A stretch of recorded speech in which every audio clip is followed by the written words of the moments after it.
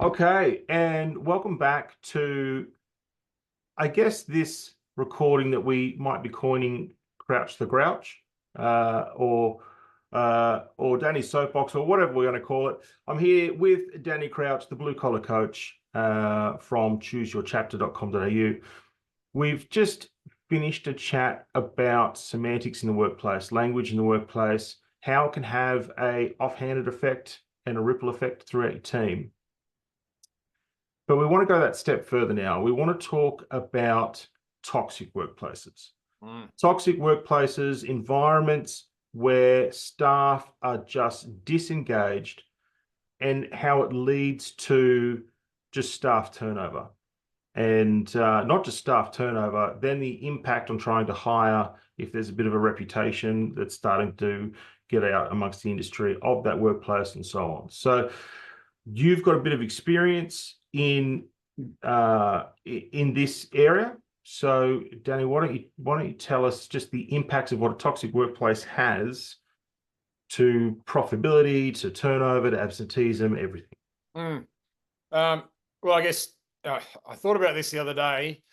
I've worked in 5 different decades in my lifetime. So it doesn't mean I've necessarily been working for 50 years, but I started working in the 80s, 90s, blah, blah, blah. So I've had quite a few jobs and a hell of a lot of managers, and I've run businesses and I've managed other staff. So I've dealt with some really, really good people and great leaders and great colleagues.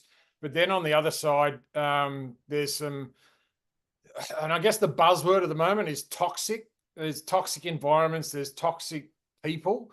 And I might say one of the biggest phrases that really grinds my gears is toxic masculinity. I think that's misunderstood and overused. It's just toxic people. There are both toxic men and toxic women. It is a trait amongst humans. Narrowing it down to masculinity, I think, is disgraceful, and it shouldn't be said. But anyway, I'll get off that soapbox. I'll give you an example. I was working with a company. So you've got a director and then you've got a general manager. And I was sitting down having a conversation, and they had like an operations team, a customer service team, a sales team, an installation team, so on and so forth. And in this customer service team, they had 3 women and a man.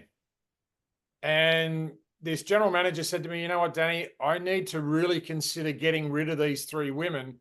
They're between the ages of 27 and 30, and all 3 of them have got engaged in the last 12 months. They're probably going to think about having kids." So she Oh, was no. literally, and she, I might add, this was not toxic masculinity. This general manager was a woman telling me that she needs to get rid of these women so she doesn't have to pay maternity leave. And I sat there and went, geez, I can see where the problems are in this company straight away. And this is after probably 2 or 3 meetings with this company.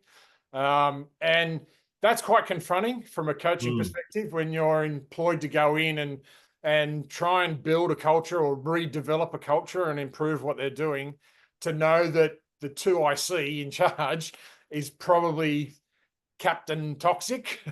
And even on top of that, another story, around that sort of time, the head of the company, who was overseas, he was researching this product they were installing, and they had an operations team that over online, they were sending back information about this new product, and they finally sent one, I think it was Germany or something like that. They sent one back to this operations team. And I sat down with one of them, and I was talking about his job and how everything was going. He's going, "Yeah, I don't know how to tell my boss, but this piece of machinery is crap. It doesn't work. It doesn't do the job."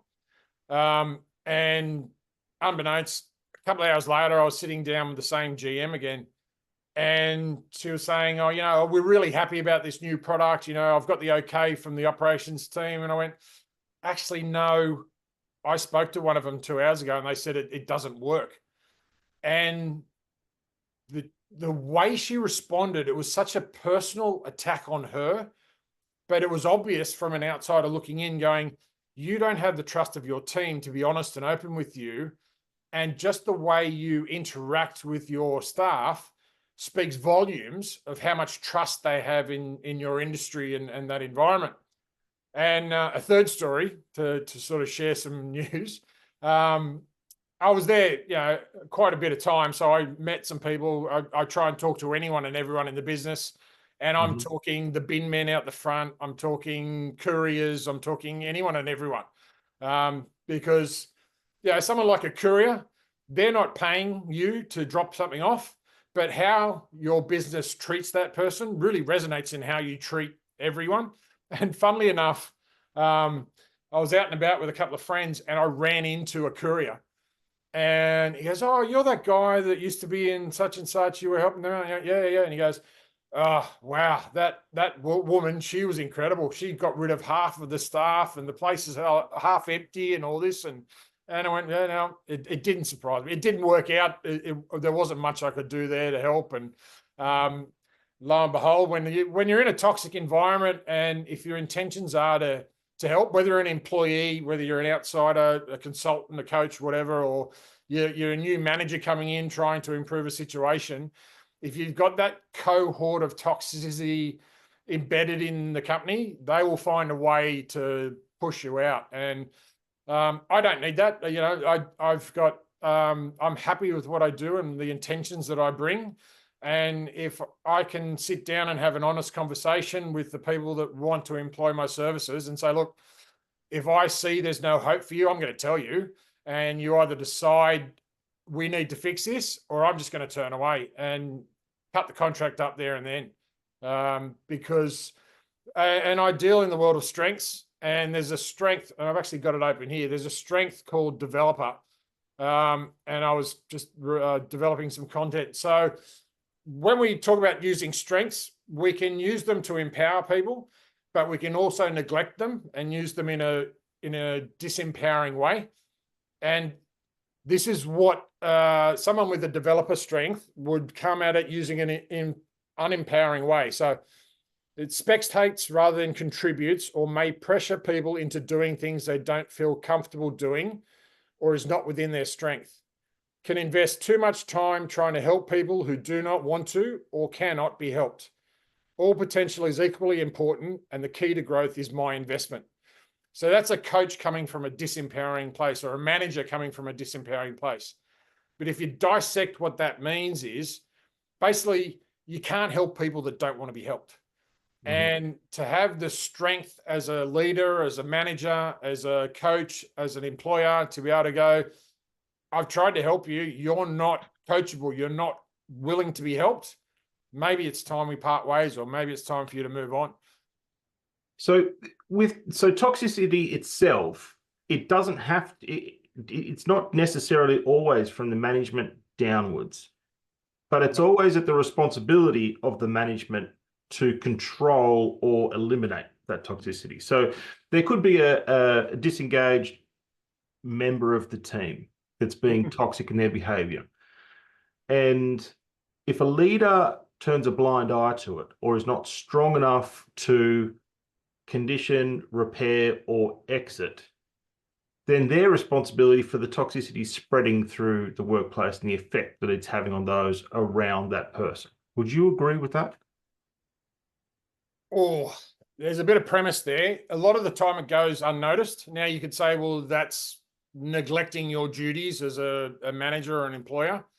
But, and I hate using the word "but" when we talk about semantics, because it sort of devalues whatever I just said previously. The concept is that if you really truly understand what actively disengaged people are like, they're like James Bond sort of MI6 villains. They do it discreetly and they do it behind people's backs. And more often than not, these are the type of people that get promoted, because they'll say one thing to someone's face and they'll tell them what they want to hear, but then what goes on behind people's backs is just phenomenal. I do a lot of my research is based on the findings of Gallup. So Gallup's a US company. They handle the electoral polls. They're one of the biggest data and research companies in the world. Mm-hmm. And they study businesses and employees across the globe, but in their reports, they specify it to Australia, New Zealand, Asia, the UK, blah, blah, blah. But there's 16, 17% of actively disengaged employees in the workforce. So 73% aren't actively disengaged, or sorry, 83% aren't actively disengaged, but the 16, 17% that are, it's a $70 billion a year cost to Australian businesses by the actively disengaged. Wow. So you imagine you have a team meeting, you've got 8 people in the room, you have this great meeting, you've got all these plans and charts, you break up from the meeting, and then all of a sudden 2 or 3 people meet around the water cooler, or they go around the back for a smoke, or whatever they do. And there's one that one person going, oh, wasn't that crap? He's got no idea. We're not going to do this. We can't achieve this. This is failure, blah, blah, blah. So not only are they disempowering the whole values and morals and beliefs of the business, they're encouraging 2, 3, 4 other people to bring them down to that level. So if you've got a team of 10 person and 1.6 of them are actively disengaged, they're actually infecting probably half, if not the whole team, by trying to bring them down to their level. And sometimes you're fortunate where you've got 2, 3, 5 people in there that are all positive and empowering, and they might bring this person out of that cloud. But more often than not, hate is more powerful than love and kindness, and it tends to bring the team down. And when we talk about the effects of bringing the team down, yep, it's not the toxic person generally is the one that leaves. No. It's those that they're affecting. So the productive employees, the previously engaged employees are the ones that are feeling the negativity, and they're the ones that leave. Yeah. Well, they either get sacked because that toxic person did something to get rid of them. Because there's nothing worse for a toxic person than someone who's succeeding, happy, enjoying work, and getting along with everyone in the workplace. If they're going to live in that world of toxicity, they have to break down that person. And more often than not, it's not the top dog. It's the one in the middle that's sort of trying to follow but may not get there. They're the target. Right. So they go after them. They try and get rid of them. But then you've got possibly stronger people. And when I mean strong, I mean mindset-wise and emotionally stronger. And they see what's happening, and they may not have the confidence or the voice to speak up. So they just leave. Yeah. And they know, even though I might be being treated well and that doesn't affect me, I can see how it affects my colleague. And I wasn't brought up to accept bullying and what goes on in this sort of workplace. So rather than me speak up, I'm just going to go. So that creates vacancies, which the company then work hard, spend a lot of money to replenish and put new staff in there, but then the cycle happens again. It just starts again. Well, let's look at that example. And say there's 10 employees. One's extremely toxic. You've got 2 or 3 really, really high performers, and then you've got that majority that do what they're meant to do. They're doing 45, 50-hour weeks, getting paid 37 and a half hours a week, that sort of thing. And I'm not going to sit here and say the toxic person doesn't do their work. More often they do above and beyond, because they don't want to be called out for doing not enough. So they're that type of person that is just above average. So they're never getting bad performance reviews or anything like that, because everything they do that's toxic is behind the management's back and behind closed doors. Yeah. So they don't get called out on that. They're just sort of miserable people that want everyone else to be miserable too.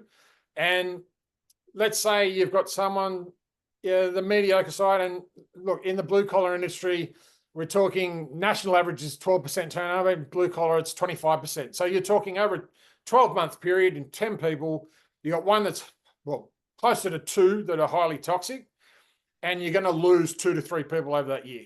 Okay. Right. So over that 12-month period, you go from a team of 10 to a team of 7. So all of a sudden, 7 people have to pick up the slack for 10 while you're recruiting, training, finding the right people, paying all these fees, exorbitant recruitment fees and training costs and all that sort of stuff. But the impact comes back onto the 7. Yep. So take out the 2 that are toxic, you're left with 5 employees, some high performers, most of them middle of the ground. Chances are the 3 that leave next year are going to be in that 5. Yeah. So before you know it, and they talk national averages. So, let's say 2 out of 10 leave in a year. Well, if you do that over 5 years, the team you had 5 years ago doesn't exist anymore. Yeah. I grew up in a time where, the gold watch, you work for 50 years for one company and you're there for life and they love and appreciate you and you grind your fingers to the bone. Now I think it's on average by the time you're 30, you would have had 7 different jobs or something like that in different careers. And not knocking that, and this is a conversation for another day, talking about university and the burden and, and all that sort of stuff. I'll make a note here for our next soapbox. I'll put that aside. What is a scam of university? That's the way to teach you how to go to work. Let me bring you back to track. So what you're saying, turnover is ongoing. You're doing the same thing, just in a different year. You're turning over a whole team within the space of 5 years. And the other thing that I want to pick up on is what happens when those team members leave and go back out into the industry. They take with them stories and bad experiences that they then tell others that they've gone and found other employment with. They'll represent the existing company poorly to the competitors around, who the existing company would generally be trying to take staff to come back in and replace those seats. So that they're making their own recruitment even harder. By, I guess, not knowing about the toxicity or not having the environment where the employees can speak up and share their concerns, or even to the fact of not having proper exit report and exit interview process as people are going out the door and getting that vital feedback that you need as to why is my team always turning over. So what can managers do? What can business owners do to, if they can't see it, to acknowledge, hey, it might be there because I'm recognizing what Danny's saying. I've got this turnover in my team. If I look back, I don't have the same team I had 5 years ago. Maybe there's something going on here that I don't know. What can managers do to A, create the safe environment, or B, to just double check they don't have this environment within their team? What would your approach be? There's plenty of things there. First of all, I'd say if you're keen to go down that path, there's a guy by the name of Simon Sinek. I'd listen and watch and read everything he's got to talk about leadership and management and stuff like that. He's a mentor in my eyes if you want to go down that path. But he sort of explains. Sorry, just to jump in. We'll put the link to Simon in the comments so anybody can go and find him and find his work. He's probably best known for his TED talk on Start With Why, but I'd recommend watching Why Leaders Eat Last. And he does a lot of correlations between the US military and business leadership and the just disparaging differences between two completely opposite polarizing ways of running things. And there's a couple of really telling points. He says, leadership is not authority. It's not given, it's earned. And to me, I've sort of listened to his stuff and a lot of other people's stuff. To me, I believe everyone has the ability to be a leader and they all have leadership qualities. And to me, leadership is the ability to bring the best out in others. All right.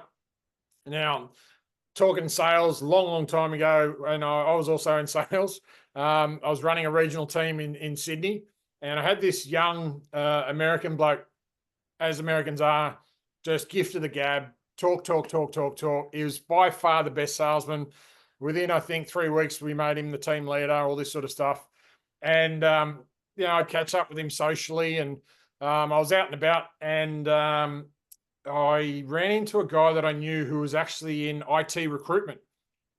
And I introduced them, and I thought, you're made for IT recruitment. I'll give you the introduction, see how you go. A couple of weeks later, he comes up to me and he goes, Danny, look, I'm really sorry to tell you, but I've got another job.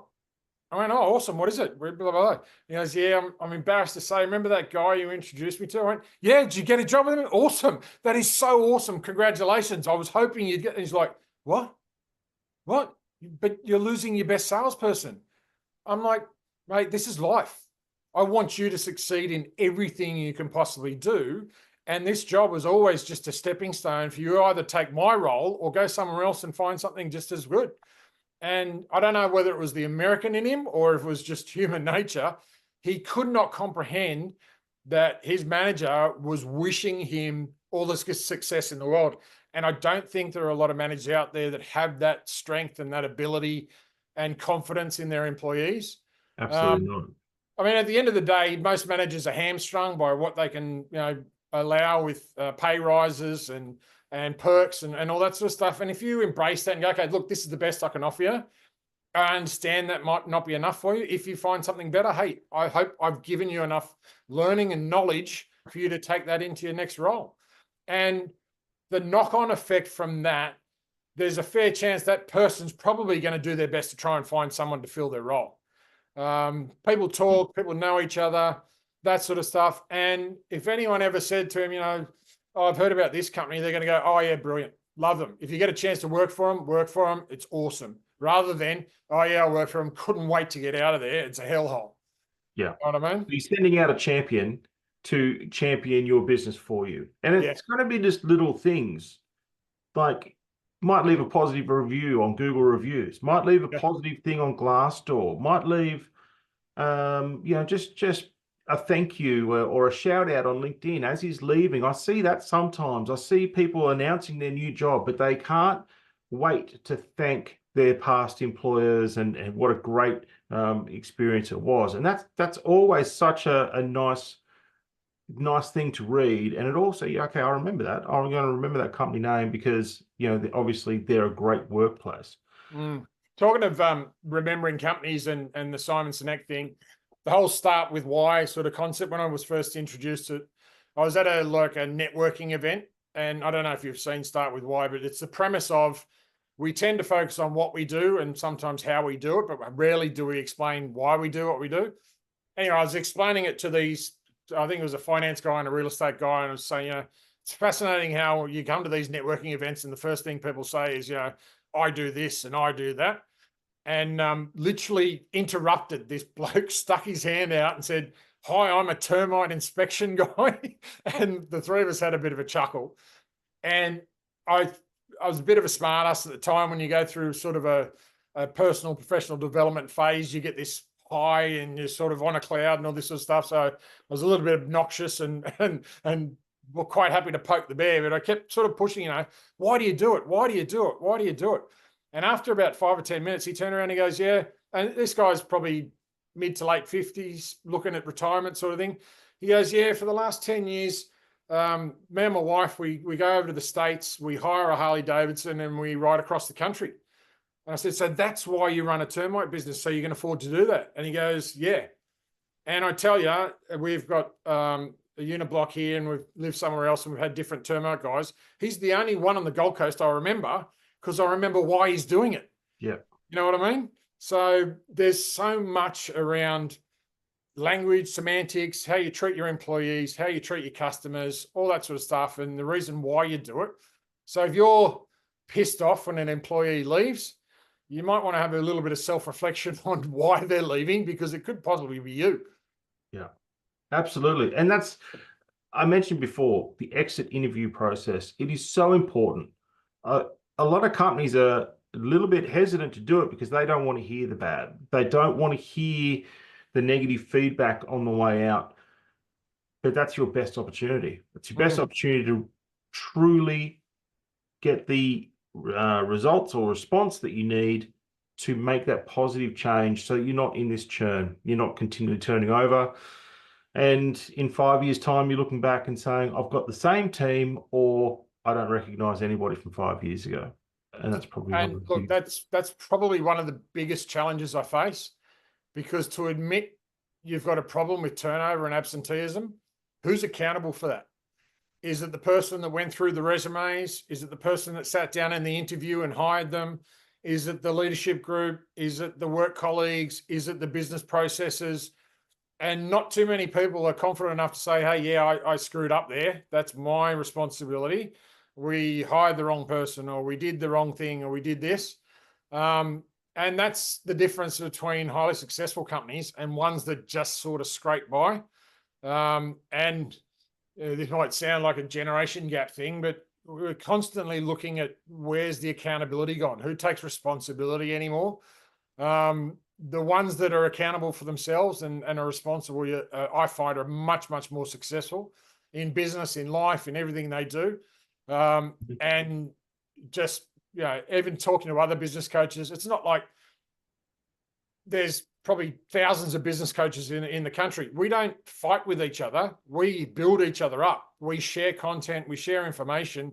We're there to support employees, basically. And I'd say 9 times out of 10, any business coach I talked to at some stage was an employee, and they were treated like crap. And they're out, and their intentions are to make life better. And 99 times out of 100, those coaches that have got clients, the clients are the ones that can be accountable and take responsibility for what they're doing.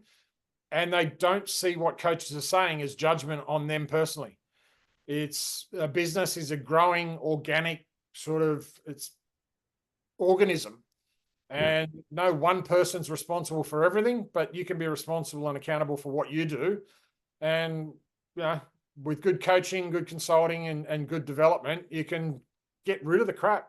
You just got to be willing to take that chance.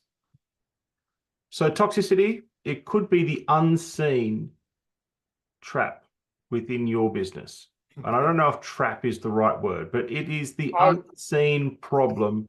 I was focusing more on the unseen part. If you've got 100 employees in the company and 3 of them are toxic, I guarantee you about 70 of them know who those 3 people are. It is seen. It's just not seen by the right people that make the right or the wrong decisions, I suppose. Right. And by not searching for it within your business, you're not only costing yourself good staff, you're continuing a bad cycle. You've got staff going out and giving a bad reputation for your company in the industry that you work in.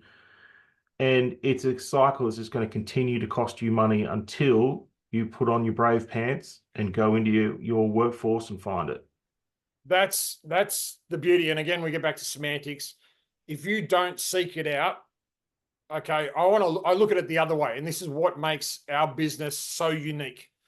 In the personal and professional development space, quite often for businesses, it's a tick and flick thing. It's like, I've got a budget, I've got to spend it, find a company, do it, get some bloke in or some woman in, put them on a stage for half an hour or an hour and talk to our people, and then they'll go away feeling empowered.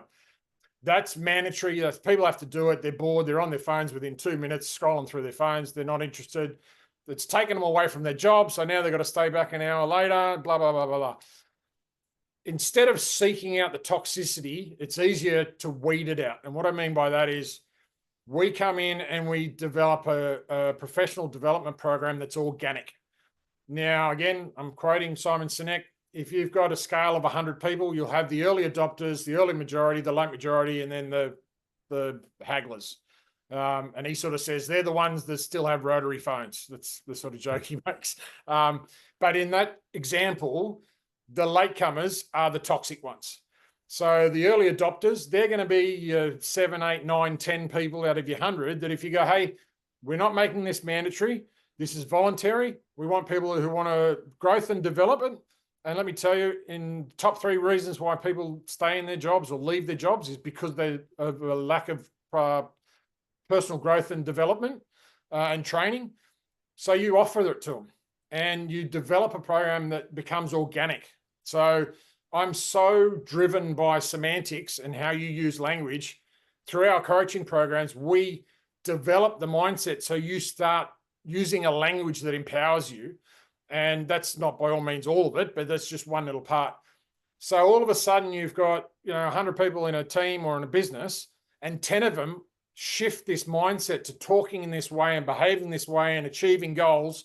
They start asking questions. They're sitting in the lunchroom and they're saying, I did this with so-and-so. Did you do it? Someone not in the program saying, oh, really? That sounds good. Yeah, I might get involved. And all of a sudden they pick it up. And over time, you get the majority come on board. But the toxic ones are the ones that sort of fear it. And they're the ones that are going to try and keep people back because they don't want to develop. And you'll know, it'll stand out because, the materials we give, there's posters and stuff like that, and you can see who's involved. As a manager, if you're unaware of who's in the program and who's not, then guess who might be in that bottom end. But you get to a point where you've got to sit down with them and go, look, we did say it wasn't mandatory, it was voluntary, but you haven't seemed to buy into our new culture. We're really starting to see some results from this. So I think we really need to have a good conversation as to what your intent is of being here and how we can help you on that journey, or whether we should think about parting ways. So, Danny, you don't just drag your soapbox into a company and stand on it for half an hour and say this and then leave.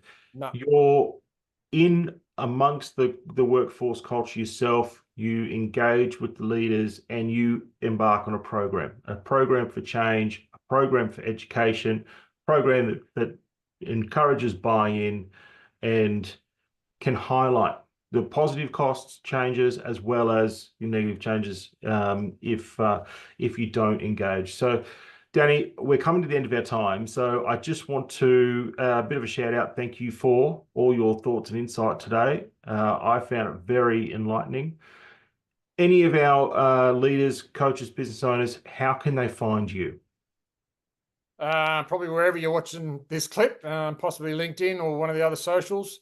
Websites, chooseyourchapter.com.au. But hey, like most websites these days, it's a glorified electronic business card, but you've got a lot of content and a lot of information that's been put on there.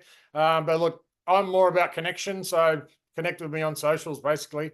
Danny Crouch, Blue Collar Coach. You'll find Danny me. Crouch, the Blue Collar Coach. And they can go to your website, chooseyourchapter.com.au, and book a session with you to discuss this further. Yep. And you've got all sorts of information on there. I've been lost in your webpage. It's a lot more than just a business card. You've got plenty of information on there, and they can go along there and book. We're also going to put booking links underneath this clip in the comment section, and they can reach out and get in touch. It's a no obligation conversation, isn't it? You're not then hard selling them something. They can just reach out to you, get a little bit of advice, and learn just how this process happens. Yeah, look, it's pretty simple. We know that in the blue collar industries, turnover and absenteeism is an issue. As I said before, the national average in turnover is 12%. Unfortunately, a lot of the blue collar industries are up and above 25%. So we might sit down for 10 minutes, have a conversation. Let's find out your turnover percentages, your absentee rates, and we'll work out whether there's benefit there. I mean, an average company of say 100 staff, the 25% turnover, if they drop that to somewhere around 20%, they save over $500,000 a year. A year. It's crazy numbers. And like you say, it's the unseen. Danny, you're available Australia-wide. Don't just have to be in sunny Queensland. Globally these days. Globally. The global blue collar coach. Fantastic. Danny, thank you so much for your time. And I look forward to jumping back on the soapbox with you. But Danny, the blue collar coach's grouch session, or we're going to come up with a better name for it. But I'll be chatting to you soon. Thanks, Danny. Cool. Thanks, Matt.